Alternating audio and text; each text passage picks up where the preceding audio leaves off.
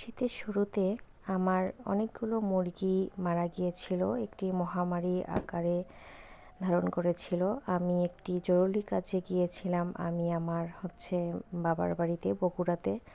তো সেখানে গিয়ে 3-4 দিন ছিলাম, তখনই আমার খামারে মহামারী ধারণ করেছিল। তো যাই হোক, তারপর আমার ছোট ছোট বাচ্চা ছিল প্রায় 30-35 দিনের, সেই বাচ্চাগুলো বড় করে আমি মোরগ মুরগিগুলো বিক্রি করেছি রোজার প্রথমে। তারপর ভেবেছিলাম 150 পিস ডেকি মুরগি রেখে দিই প্যারেন্টসের জন্য, কিন্তু আমি অসুস্থ, আমি 8 মাস প্রেগনেন্ট। তার জন্য আসলে আমি একটু একটু করে মুরগি সব কমিয়ে দিচ্ছি, কারণ চারিদিকে এখন বার্ড ফ্লু অসুখ এসেছে। যদি আমি আবারও আমার সি সেকশন করতে হবে, তো সেখানে গেলে তো 3-4 দিন থাকতে হয়।